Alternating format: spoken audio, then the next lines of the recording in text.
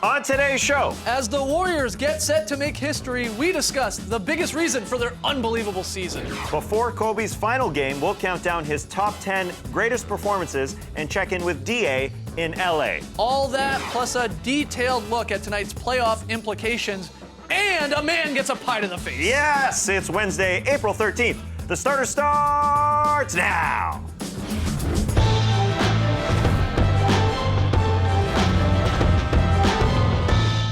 Good evening, sweet world, and welcome to a special hour-long edition of The Starters. Whether you're listening to the podcast or joining us live on NBA TV or a little bit later on YouTube, we're happy to have you. I'm Jay Skeets, and alongside me, as always, that's Tass Mellis. Are you ready for some playoffs? I'm as hype as Draymond Green right now. To his right, it's the international man of mystery taking it to the max, Lee Ellis. Lele. Lele, and last, certainly not least, over there, Starters blog editor, Trey Kirby. Heyo! Hey, yo! Trey, what do you got for us? Well, I'm here at the internet looking for your best tweets at #TheStarters. As you all know, the Warriors are going for 73 wins tonight with a victory over the Grizzlies, which would be the NBA record. It's making me very nostalgic for the summer of 1996, back when I played Pickle and listened to Rage Against the Machine all day. But my favorite thing from that Bulls 72-win team are the t-shirts that Ron Harper made for them after they set the record. They read, 72-10 don't mean a thing without the ring. I got mine at the Village Mall in Danville, Illinois, and these were everywhere, even in pregame warm-ups of the NBA Finals, which these pictures were taken from. Brings us to today's question. If the Warriors win, what should their 73-win shirts say? The rumor is Ron Harper made 70 grand off these, so this is big business. Wow. I've got a few ideas. They could keep things rhymey with 73-9 is fine if the ring is mine. Nice. Or they could math it up with 73 is a prime number, but not our prime objective. Or they could keep it in the Bay Area with Barry Bonds set a record of 73, and he's not even in the Hall of Fame. Ooh, nice. But we need to hear from you. Send us what you think the Warriors' best 73-9 shirt would be at #TheStarters, and we'll hear from you a little bit later. Let's All hope right. they win. Let's get those tweets in. Tonight, we're talking Kobe, we're talking playoff implications, and Lee Ellis gets a pie to the face. But first, we start with the Golden State Warriors, who are going for an NBA record 73 wins tonight, hoping to surpass the iconic 95-96 MJ Bulls. All that stands in the Warriors' way are the Memphis Grizzlies, who are playing in a back-to-back without two of the best players on their team. So good luck to them. That's going to be tough. But joining us now live from Oakland, NBA TV's own Jared Greenberg. Jared, first question, how hype is the Bay Area for game or potential win 73 tonight? I tell you what, the atmosphere here, it feels like it's a playoff game. Harrison Barnes, in fact, after shoot-around this morning, admitted that with all the text messages and the hype and the energy level in the Bay Area, it's almost like a finals game. Certainly there's a lot of history here, and the Warriors are embracing it just like they have throughout the entire season. They don't let the moment take over their emotions, and I think that the fact that they enjoy it, they talk about it, goes a long way to why they've been so successful and 48 minutes away from the greatest season in NBA history. We saw how loose Steph Curry and the Warriors were before the start of win number 72 in San Antonio over the weekend. I mean, they did not look like a team that was trying to chase history or tie history at that moment. They were loose. What's the mood surrounding Curry and the squad today, earlier today? Well, yeah, guys, kind of like I just said, I think that they're still playing music during practice.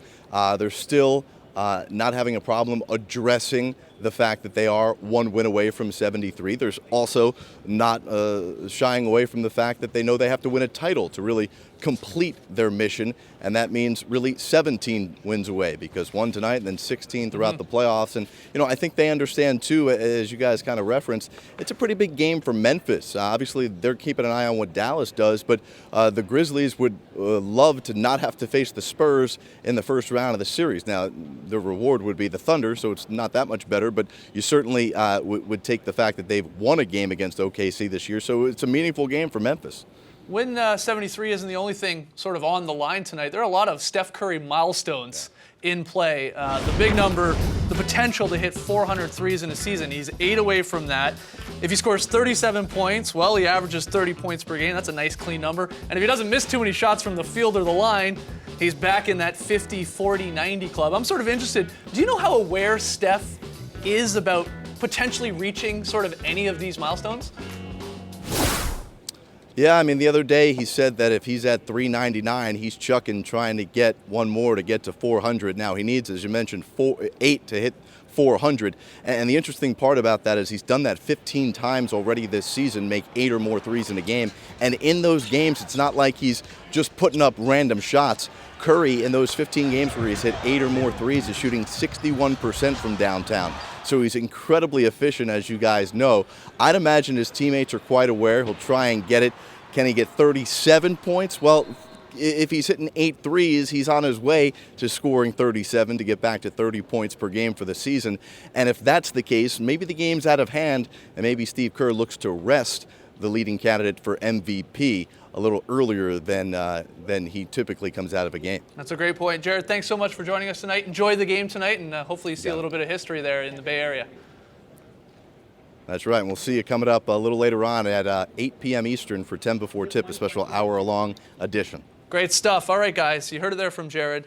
Warriors going for 73 wins tonight. The Bay Area is lit. The arena's a little quiet. It's a little quiet right now, but I understand what he's saying. Outside the arena, they're going to pile in there soon. I want to know, this is a team that won 67 games last year, and they won a title, but then they take it to this next level this year. The potential to win 73, try and go back-to-back. What do you think's the biggest reason for the Warriors' utter dominance this year? I want to go back to Steph becoming Steph, because we didn't know if this guy would be an NBA player only a few years ago. He didn't know if he'd be an NBA player because of his ankle injuries. Things changed a few years ago for Stephen Curry. His ankles were turning each and every way. Warriors GM Bob Myers said, "I've never seen someone sprain his ankle like that prior to Steph, and I haven't seen it since." Expectations for Steph were lowered. He had a second surgery in a year. After that surgery, he said to his trainer, "I feel like I've been doing nothing but rehab for 2 years. I feel like I'm never going to be able to play again." But he reworked his body, so actually his upper body and his hips bared a lot of that weight, and his ankles have been fine since. Pablo Torre in ESPN, a great article on what Steph has become. But you got to remember, he signed for that cheap little contract a few years ago because no one knew what he was going to be. It all starts with Steph. Obviously, everything around it has come and turned beautifully, but without Steph Curry reworking his body, like he's going to bar 3 each and every day. He's got a great core, yeah. It's incredible what he's become from what we expected only a few years ago. Yeah, I think it's not just Steph. I think it's the health of the entire team of the Golden State Warriors. They've got a fantastic training and medical staff. They obviously really plan and prepare everything that goes into everybody's body, including their diet. And if you look over the course of the last 2 years, especially this season, the big three of Steph, Klay Thompson and Draymond Green have missed a combined 6 games. Yeah, that's huge. This year. A couple of the other guys, Iguodala's missed a few more, and Harrison Barnes and Bogut missed a little stretch. But it was really only... But your 3 potential All-NBA guys. Yeah. Yeah, 6 games total, that's nothing. Yeah, and last year they only missed 10. So that's what, to me, is really... Their best players are on the floor most of the time. So that helps you to go after a big wins record like they have done. And the other guys, as I mentioned, Barnes and Iguodala and Bogut, basically they missed one chunk of time, recovered, and then got back out on the floor. So I think their medical staff really does set the standard in the league. I think the biggest reason that they've sort of just killed the league this year is because when they won 67 games last year and they won a title, people still doubted them. Yeah. People said, oh, they got lucky. They got lucky. They didn't have to play the Spurs and the Clippers. Oh, they got lucky when they made it to the finals and there was no Kyrie and no LeBron.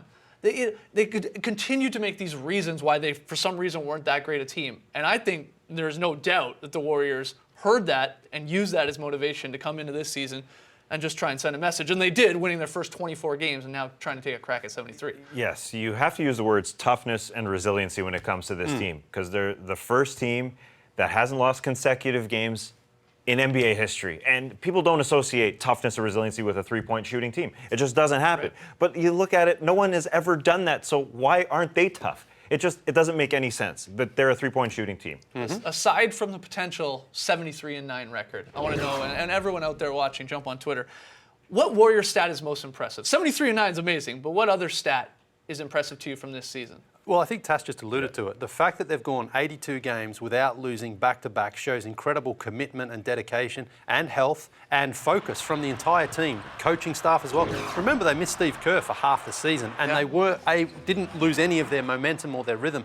And Pat Riley talks about it as well. Sometimes after you win a championship, things get a bit looser the second season. Guys want a few more shots. They don't work as hard because they get a little fat, as he says. Not physically, but just in the... Sometimes. Well, sometimes physically as well, but more so in their approach. Sure. So the fact that they went out there, had that incredible win streak at the start of the season, 24 games, and then when they lost one, they didn't even then take their foot off the gas and say, look, we're on a pretty good run here, let's just relax and get healthy.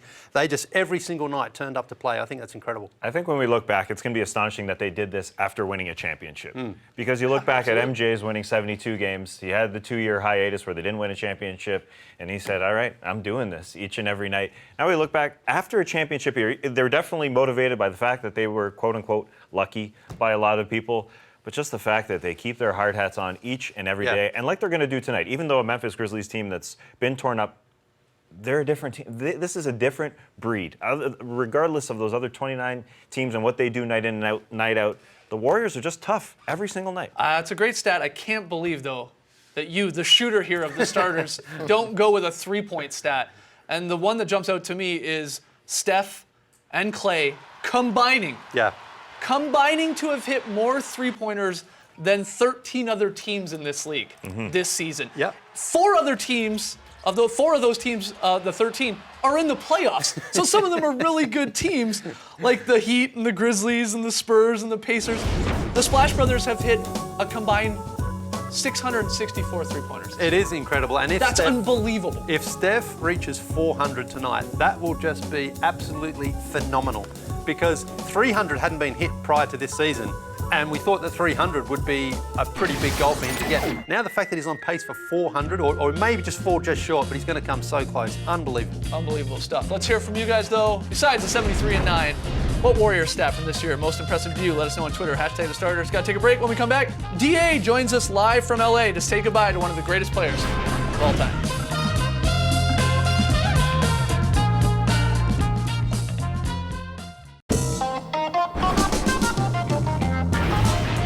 Welcome back to the starters. If you haven't heard, Kobe Bryant plays his final NBA game tonight. The Lakers host Utah on ESPN2. You got bumped for the Warriors. To lead into it, we're lucky enough to have a man who has seen the Mamba many times. David Aldridge, thank you so much for joining us. I'll jump into the first question. What's the vibe in LA, and what can we expect tonight in the Staples Center?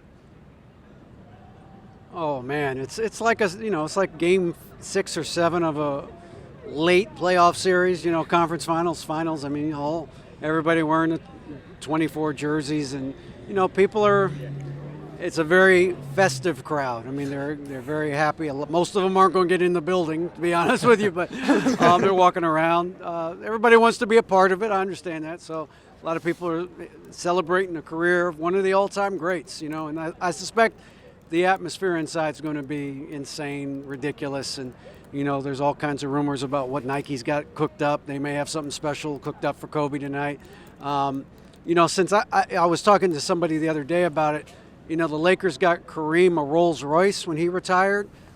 I think they got to get Kobe like a yacht or something, don't they? I mean, they have to, if they're going to top Kareem, I mean, they got to do something special. Maybe a ride on Richard Branson's space shuttle or something like that. I don't know, something. Yeah, Gotta come correct. Yeah, they kind of keep upping it. It's going to become very, very difficult. There are apparently hats and jackets that are commemorative that are being sold for thousands of dollars. I'm sure there's a lot of odd things going on around the arena. Have you seen any weirdos? Let's call them eccentrics. What's going on outside the arena? Well, it's LA. You always see weirdos, don't you? No, I mean, you have the usual people muttering to themselves as they walk by, but no, really, most people are actually just in a very good mood. I think people are excited about figuring out some way to pay tribute to Kobe. Every once in a while, across the street, they start playing highlights of his career, and everyone stops and goes nuts for a couple of minutes. It's a substantial, career. It is a career that you have to acknowledge and you have to pay respect to. And I think that's what a lot of people are here doing. They understand that this is a consequential guy who had a major impact on this league for a very long time and is one of the best who ever played. So, unlike most guys whose careers end in the playoffs, they don't know when their career is going to end. Reggie Miller was talking about this last night. Kobe's known all year this is his last game, so you can kind of build up to this, and I think emotionally everybody's kind of building up to it. DA, being around Kobe and the Lakers for such a long time, is there one story that you remember, one moment that you remember with Kobe Bryant? I know it's hard to pin down to just one. Oh, there's lots, but I will tell you the story. I'll tell it on myself, okay? I was working at another place at the time, right? So this was before the 96 draft. And I had one of the guys I trust more than anybody else. I'm not going to mention his name, but he was an assistant GM. And we were doing draft preview stuff. And he tells me, David, there's no chance this guy should be in the NBA. He should go to Duke. And so I stupidly go on the air and say, I talked to a scout who said, Kobe, you should go to college. I'm telling you, 6 years go by. 6 years go by. So this is 2002, 2003, after like their second or third title in a row. And every time I saw him during those 6 years, he's saving a beauty. What a This is catch. how good I am. What a catch! So every time during I those 6 years, thought you were going to say every Kobe time I knocked saw that him- over for a second. No, he didn't. With his mental will, Yeah. he knocked it over. Every time I saw him, I should have gone to college, huh? I should have gone to college, huh? And I'm like, dude, you're never going to let this go. I made a mistake. I made a mistake. So like Jordan, he never forgot anything that you said or wrote about him. And that's what the great ones do. They take anything you say and they'll turn it into fuel so that they can become even greater. Their will can become even stronger. And that's what Kobe did. He was as close to Jordan as I've ever seen from that aspect of really being able to harness anything that was said about him in a way that he could use for fuel. And that's what the great ones do, man. Now, on the court, I got 100 memories, but that's the one I remember, is him never letting me forget that I said he should have gone to college. The Mamba never forgets, and we'll never forget you catching Right. that light just with your left hand as Yeah. well. I'm sure that's There you your go. offhand. Boom, we got it. We're showing it right It here. is my off hand. What a catch. I can actually dribble with this hand, but very badly. The more you know. Thanks, DA, so much. Enjoy the festivities tonight. Okay, guys, thanks for having me. I appreciate it. Now, Kobe retiring it allows us to reopen this great conversation. Who is the best Laker ever? There's some serious competition when you think of about course, it. yeah. You know, the oldies like Jerry West, you had the 80s, and the Magics, and the Kareems. But three of the four of us, we went with that Magic. Trey, the only one to go with Kobe. This is tough. There we are. It is This very tough. This It is is tough. very tough. It is very tough, but you gotta pick one. Three of the four of us, we go Magic, and then we alternate. Trey goes with Magic at the number 2 spot, and then three of the four of us also pick Shaq while Lee throws in Kareem. He might be the oldest one. Yeah, at the Kareem's desk. dating, or No, that- he's dating himself. It's also very difficult. Yeah, I mean, yeah. Kareem Yeah. has to be a part of the discussion. But Trey, let's start with you because you're the only one who put Kobe at the 1 spot. Greatest Laker. From the four of us, who is the greatest Laker? Why is Kobe Bryant the Well, greatest Kobe Laker? leads the Lakers all time in games, minutes, points, and he's tied with a couple other guys for the most titles in a Lakers uniform. Those are the most important categories in basketball, so I think that's a pretty decent case. Most importantly, though, Jerry West, Magic Johnson, and Shaq all say that he is the greatest Laker of all time, and that's his competition. If they're saying this guy is the best Laker of all time, I'm going to believe it. He played his entire career there, did more than anybody else has ever done as a Laker, and it's just incredible what he's done. So I'm putting it at number 1. That's a fair point. Yeah, I mean, he's got a lot of backing him up, those big players saying that. I still chose Magic because he went to the finals 9 times in 12 seasons. And basically, when you think about the 80s, you think of Showtime Lakers, you think of Magic Johnson. Yeah, he breathed life into the city Yeah, of Los he Angeles did. and Well, into like the 5 NBA. teams, though.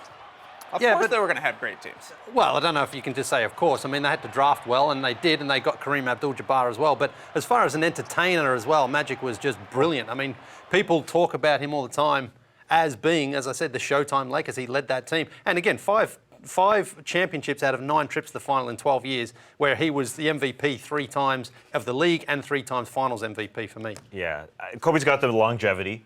And the stats, I think you could argue. Yeah, Scoring. The 5 championships in 20 years, it's just hard to deny the Magic 5 in 12 years. Yeah, I Because agree his with you. career was just cut so short. Yeah. Moving on here.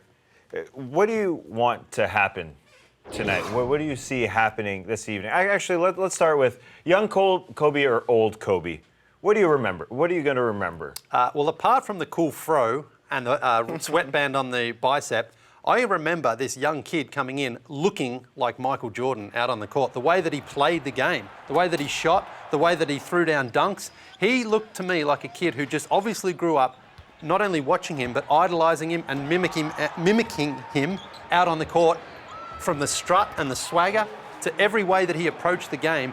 He wanted to be like Michael Jordan. A lot of us wanted to be like Michael Jordan, but we couldn't quite get that close to it. He actually lived out almost every kid's basketball fantasy of trying to be Michael, the next Michael Jordan. So you'll remember young Kobe Yeah. before old Kobe. Yeah, just because... Froby before Obi. Because as well, when he really started to take off, Jordan was at the end of his Bulls career, and the league was like, oh, who's going to take over? There'd been a lot of baby Jordans coming through, and then all of a sudden, watching the TV, you're like, Yeah, for sure. This actually looks like Michael Jordan out on the court. Those are great points. I think I'll remember old Kobe though. Like, and not the last 3 years Kobe. I'm not really counting that Kobe. That doesn't count. I'm counting the Kobe that won titles without Shaq, proving that he could win a title. Last as 10 the years, Kobe. Alpha dog. Yeah, that's absolutely. I mean, that's the Kobe that'll come to my mind. He rekindled the Celtics-Lakers rivalry there, where he lost one and then obviously beat the Magic, but then beat the Celtics again. And old Kobe was cranky Kobe, which always was more hilarious because of the sound bites and the quotes. And honestly, sports are way more fun when there's a villain. Yeah. And that's why Kobe is the most polarizing, or one of the most polarizing players of all time. You either love Kobe and you're a Kobe stan, or you actually hate Kobe and detest him. And he's a villain. But that's good as well. Love and hate are the same thing in a lot of ways. It's No, but people do sort of think I hate him, but they have that same passion as someone who loves him. Yeah, absolutely. That admiration. All right, let's get to tonight's game. What do you want to see happen tonight? Dream scenario. What happens in Staples Center tonight? I don't care about him trying to score 50, 40, whatever. I do not care at all. All I want to see is Kobe to have a chance at a game winner. I don't even care if he hits it or bricks it. In some ways, it almost would be more suiting to his career if he actually missed a game winner. But I just want a close game with the Jazz.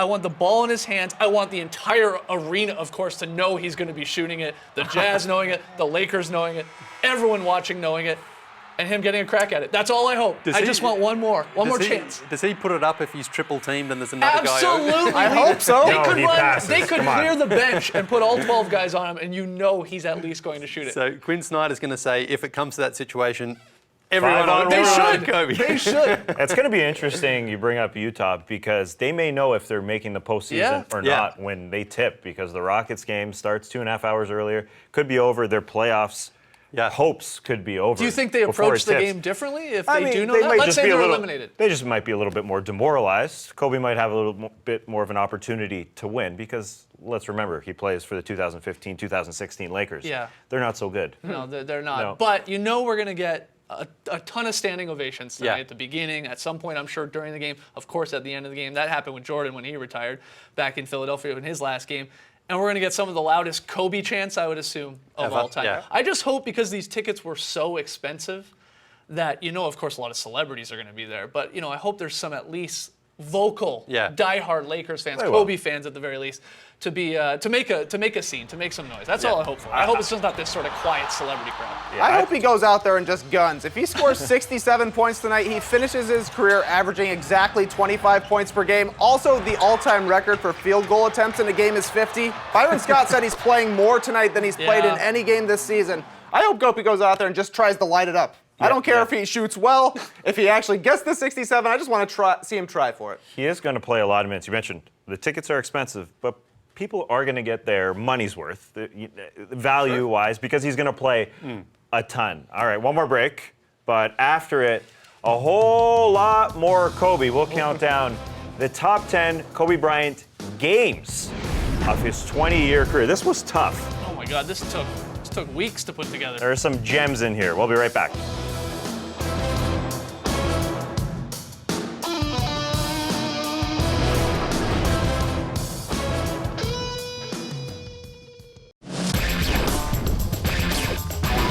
Welcome back to the starters with the Mamba getting set to play his last NBA game tonight. We decided to take a look back at his storied career by counting down some of his best individual performances. This was not an easy task, but here it is. Kobe Bryant's top 10 greatest games at number 10. Kobe versus the Kings in Game 4 of the 2001 Western Conference Finals. Kobe went for 48 in 16.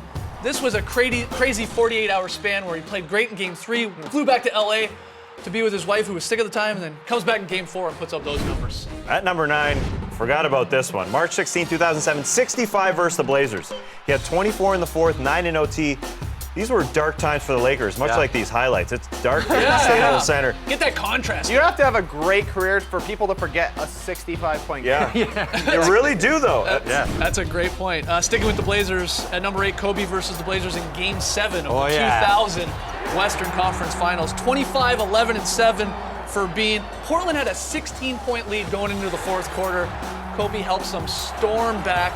The iconic play. Throwing the oop to Shaq, and Shaq goes bonkers. A rare angle, seeing it from the crowd there. At number 7, you know Kobe remembers this game. In his last game versus Michael, Kobe had 55 in March 2003. MJ had a fitting 23 points. But Kobe, he just took that torch, baby, and he ran with it. He stole it and said, "Get out of here, MJ." Young Lakers, that's how you do it. You steal that torch. At number 6 on the greatest Kobe games ever, it's the night Kobe turned into Steph Curry. Yeah. Hit 12 three-pointers versus the Sonics in 2003. He started making his first 9, finished 12 of 18. He broke Dennis Scott's record of 11 set in 96. He had 45 points, by the way, too. At number 5, wild finish. Round 1, Game 4, 2006. If you remember this, the steal, he ties it up. I love that shot. At the end of regulation, the big looping shot. And then the game winner off a jump ball.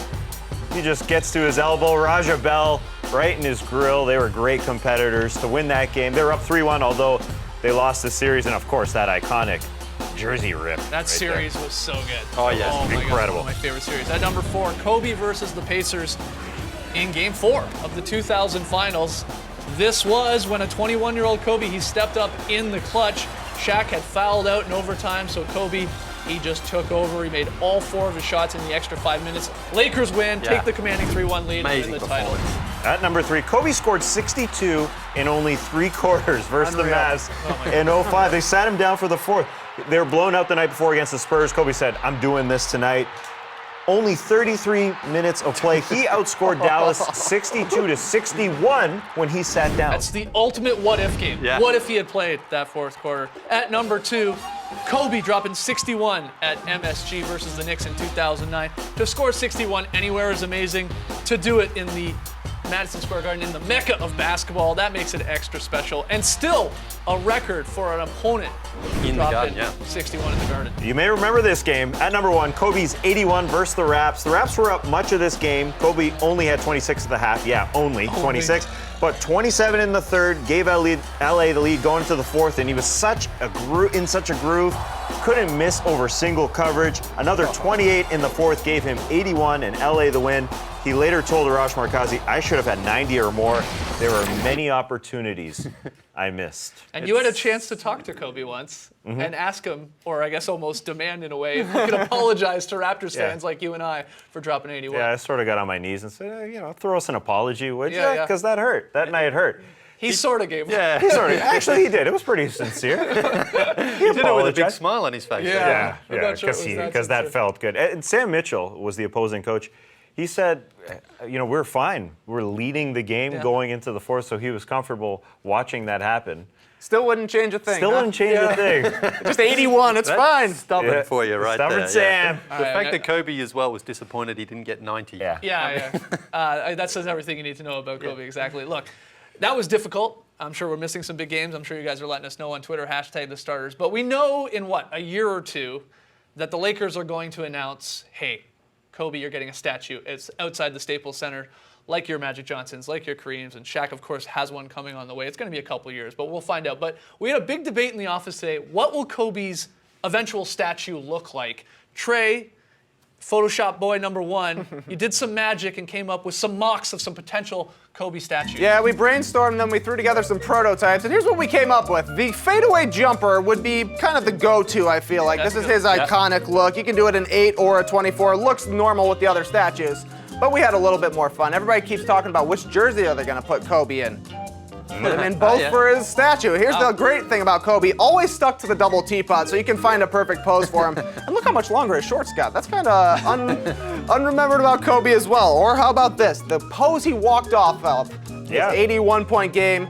A finger raised to the crowd, the index finger, just celebrating Taz. Maybe you could get a sincere apology from the statue. Maybe you'll get in the statue, Taz. Another idea we had was, how about Pilgrim Kobe? Yeah. Just a giant bust sitting outside the Staples Center. You can go up. Maybe you could even try on his hat. Would be pretty exciting. But something I think they should really consider is Kobe celebrating his 5th title on the scorer's table after the 2010 finals, looking like the Christ the Redeemer statue in Brazil. Yeah. Oh, This would be very that cool to go see. That would be cool too if like every 10 minutes confetti blasts out. Yeah, that'd of, be like, awesome. His statue head, and you're just drowned in it. Yeah. Well, I don't know about drowning. Well, in it, that's but it would be fun. You get to party in it. Yeah, okay. Yeah, I'm just throwing out free ideas. Okay.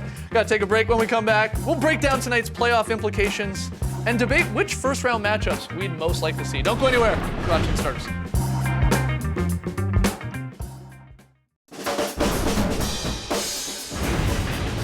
Back with the starters, everyone talking about Kobe's final game tonight. Of course, the Warriors chasing 73, but we got some huge playoff implication games tonight. We take a look at the Eastern Conference standings. The 4 teams we have highlighted for you, the Cavs, Raps, and then the Pacers, Pistons. Those teams are written in pen. They're locked in. It's going to be the Cavs versus the Pistons and the Raptors versus the Pacers in the first round. But again, so many games on tonight and so much still up in the air. The 3rd, 4th, 5th, and 6th seeds are still to be determined. Your key games here, you see them there: Heat, Celtics, Hawks, Wizards, Magic, Hornets. Miami could finish anywhere from the number 3 spot to the number 6 spot, but if they win tonight in Boston, they're the 3rd seed and the Hawks are the 4th. Atlanta could get that 3rd seed. The highest the Celtics can do is 4th. The highest the Hornets can do is 5th. Guys, it's a mess. Honestly, it's a mess. Celtics coach Brad Stevens, he was asked about it. He said, somebody just put the scenarios on my desk and said, would you mind throwing that away? It's a headache to even try to figure out. Yeah, we feel you.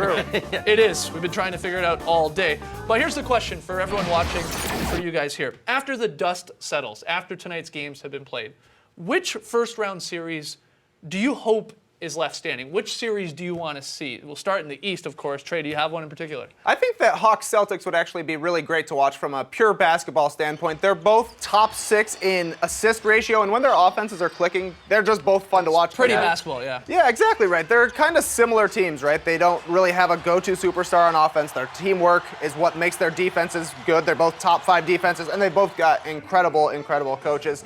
Brad Stevens says he steals from Bud all the time. Bud says he steals from Pop all the time. It's going to be an adjustment fest, and more than likely, that sort of series would end up right here on NBA TV, the perfect place for a basketball purist, you know? You're absolutely right. In order for that to finish, I hope I have this right. The Celtics need to beat the Heat, and then the Hawks need to lose to the Wizards. That would give you that 4-5 matchup between the Hawks and the Celtics. I believe it. That could be wrong. I mean, this is really tough stuff. No, I'm pretty sure that's Brad right. Stevens doesn't know, so you're all right. Yeah, I like that. I like that Hawks-Celtics pick as well. All right, moving over to the Western Conference standings. Not as crazy maybe, but we have 4 teams locked into their playoff spots. The Warriors, Spurs, Thunder, and Clips, the top 4 teams. We just don't know who they're playing. Yeah. We have no idea yet. 5 key games, Western Conference games at least. You've got the Spurs, Mavs, Blazers, Nuggets, Grizzlies, Warriors, and then the Kings, Rockets, and Jazz, Lakers. The Blazers, Grizzlies, and Mavericks, they're jockeying for that 5, 6, and 7 position. If Portland wins against Denver, or if the Mavericks lose, the Blazers clinch that number 5 seed. Portland can still finish 6th, though, if they lose and Dallas wins. And then, of course, at the bottom there, the Rockets, they win, they're in. And Yeah. the Jazz can't do anything about it. The Rockets lose, and then the Jazz beat Kobe and the Lakers. Then the Jazz are in. So I ask you guys the same question. All that, trying to wrap your head around it. Yeah, what first I round just series? tuned out for 28 I'm sorry. seconds. I'm sorry. I thought I was doing such a great job there. No, you what did, you first did. round series do you guys hope that we see come tomorrow morning? That's what the question is. Mine is basically the opposite of Trey. It's not a ball moving scenario. It's a stars scenario. It's a marketer's dream because it's the Thunder and the Blazers. Okay. Teams that, yeah, they move the ball a little bit, but it's about these stars. It's about Russell going mano a mano with Damian Lillard. And it's about Kevin Durant taking back that throne. He was an MVP not too long ago. And CJ McCollum at the other end. We need a fourth in here. CJ McCollum, you will be that guy. They've got 3 of the top 7 usage rates would be in that series. If the postseason started today, Kobe was amongst those guys. You got to boot him out. Right. But those would be 3 of the top 7. Guys that just put so much on their back. This series would be about the stars. It would be really fun to watch. Yeah, everyone's doubted the Blazers all season long, and Damian Lillard getting snubbed in the All-Star game, I think, has really used that as motivation this second half of the season. I can't wait to see what he does in the playoffs. Okay, so you want Thunder Blazers, and again, for that to happen, you need the Mavericks to beat the Spurs, who are resting absolutely resting everyone everybody. tonight. But more importantly, you need the Blazers to lose to the Nuggets to get that 3-6 matchup between the Thunder and the Blazers. What about you, Lee? What dream matchup do you want to see tomorrow morning? So if that happens, if the Mavs beat the Spurs and the Blazers lose to Denver, we get Mavs Clippers in the first round. You want the Mavs Clips? Yeah, the I want Mark that. Cuban series. Exactly, because you always want a rivalry and you want some sort of drama behind a series. This is perfect because DeAndre, we all know what happened. He signed with the Mavs and then he reneged on that agreement. And they've had a pretty spicy series all season as well. And you know that the Clippers will go into that as favourites, I think, with no doubt throughout what we've seen through this season. But Rick Carlisle, being the mad genius he is, he would find a way to really muddy this series, probably hack DeAndre. I was going to say, you know from how the many start. free throws you Yeah. would see in that series, But DeAndre free throws? it would be the tactic. And we know that you're Rick right. Carlisle, remember a couple of years ago, they pushed the Spurs to 7. Yeah, he yeah. always finds a way to get his team to play at a higher level than we probably expect from them. So I think that would be a lot of drama. There'd be a lot of tech fouls. There'd be a lot of pushing and shoving in that series. And if the Mavs can somehow maybe get a split in that first round, I think that'd be fantastic. Yeah, they've got a lot of bigs to hack. Yeah. And to play DeAndre well. You throw in Zaza, you throw in Salah Mezri, who's been playing really well. There's a lot of guys who can throw around their beef to have some that body beef fame. around. Yeah, throw that beef. Some Bomber beef. You got Bomber Cumin. It would be a good series. And Dallas is peaking at the exact right time. You see Darren Williams getting he's into the been flow great. there. He's been very good. Darren Williams, Chris Paul again. That'd be great to see. We didn't think that would be a great matchup at the start of the season, but Darren Williams has been playing well. Yeah, absolutely. You gotta love this final night of the regular season. Not only the whole Kobe and the Warriors going for 73, but a ton of these games actually mean something in terms of playoff seeding. And tomorrow night, 7:30 p.m. Eastern, right here on NBA TV, we will have our playoff preview show where we make our predictions for all 8 series. Let's see how many we can get wrong this year. No, we're not usually too bad, at least when it comes to the first round. A little tougher as you go on. Lots more still to come on the show, including the top 10 funniest moments from the Warriors' otherwise golden season. Don't go anywhere.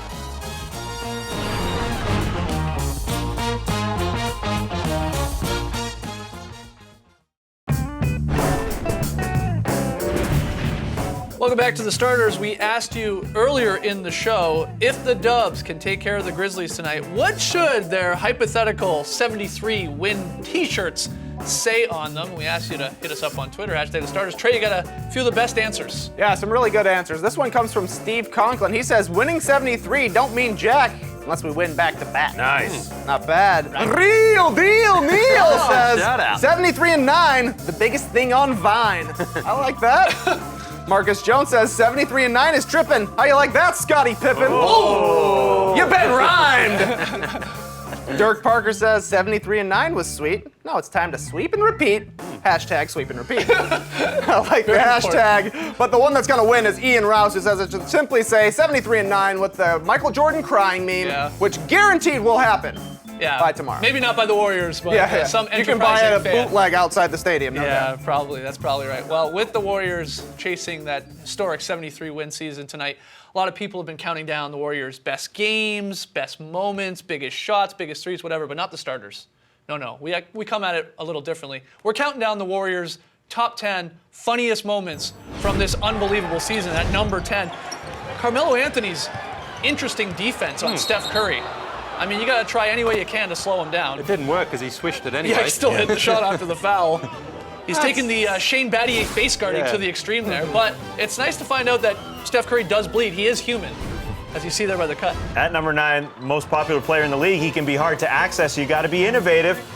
Use using the fishing line there. Very nice. Underrated part of this, using clipboards. You need something solid to sign on. Yeah. Is that man's head Heck. stuck? Oh, he's so strong. He is the Incredible Hulk. He really is. At number 8, a few Warriors players like Klay Thompson, Harrison Barnes, and Leandro Barbosa, they went to the wizarding world of Harry Potter, having some Hogwarts magic here. I don't know. I don't watch a lot. I don't know Harry about Potter. you guys, but I think Klay Thompson's probably a Ravenclaw. Am I right? I don't even know what that means. Okay. Harrison Barnes, he's a Hufflepuff. No offense. Sure. None taken. Steve Kerr needs to know a ref's name so he can yell at him. And that's where head trainer Drew Yoder comes in. Hey, what's his name? Justin. Justin! No way! That's how you win championships. So polite. You respect the officials. Justin! No way! At number 6, Steph's warm-up has become its own show this season. People showing up 90 minutes in advance to watch him go through his dribbling routine and his shooting routine. Great stuff, but Steph's gotten a little bored, so he started doing just other sports in warm-up. He had tennis and soccer, and that's, I guess, bowling. He's a pin. Volleyball, of course. Big fan of that. Yeah, let's just go spike this. Yes! This is before their 72nd win. Yeah. At number 5, this team, it loves to celebrate. Many people question their celebrations on the court, but off the court, they're good. What's that all about, Bogey? Yeah, that's the Dandy Australian? Night special. Yeah, it's great. Everyone does it, but usually in nightclubs. Okay. At number The more 4, you know. great moment from Draymond Green. He hits the 3 in the corner and decides to hold hands with the opposition there. That's Rondé Hollis Jefferson. Very sweet. That's a nice tender moment It here. is. That's beautiful. He hit it. At number 3, Steph. He's hit miraculous shots on the court, but he knocked the cup out of Draymond Green's hand. Wow. He didn't want to get hit with the water, as he's been getting hit in post-game interviews. The no-look with the towel. Incredible. He's Batman. He was so happy. He was probably happiest with that shot. More than any other shot this season. He loved it. At number 2, the Warriors visited the White House in early February, which allowed the president, a Bulls fan, to roast him. It is rare to be in the presence of guys from the greatest team in NBA history. So we're pretty lucky today because we've got one of those players in the house, Steve Kerr from the 1995-96 Chicago Bulls. Maybe you'll break that Bulls record, but as Coach Kerr pointed out, he wins either way. Either way, he's got the record. Boom. Roasted. Look, Curry's teammates, they just assume he's going to hit shots like Bogey here. Yeah, I don't have to rebound. He's hitting it. Bogey almost gets him with the right arm. I might block this, so let me go lefty here. See ya, Bogey. That was going to be a funny moment either way. Yeah. Whether he blocked him. Check the right side of the screen here. Klay Thompson thinks it's done. And they commit a turnover. Steph, you are the best shooter on the planet. You got an open shot. I assumed he was shooting it too, Klay. No need to feel Klay bad. Thompson was on his way back to the Wizarding School yes. of Harry Potter. Yeah, I guess he didn't take divination at Hogwarts. I guess not. What are you talking about? He's a bluff. He bluffed that shot or something. I don't know. The top 10 funniest moments of the Warriors' unbelievable season. Well, we gotta take one more break, but when we come back, Lily gets a pie to the face. Yeah. Beautiful. That's a good You one. hungry? Take off your glasses.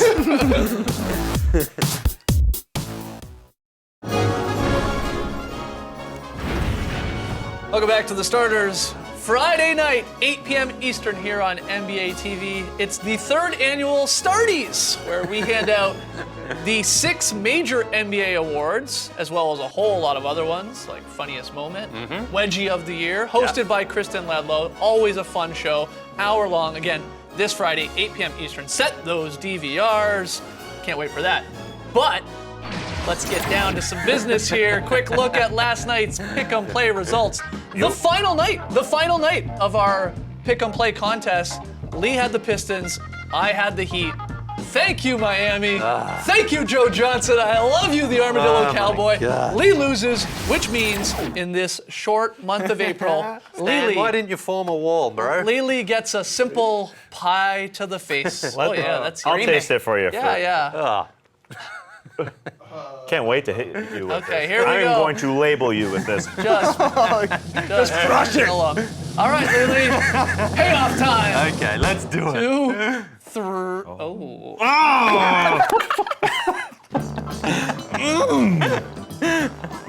How does that taste? Lee, the only reason we do this is for the Mrs. Doubtfire.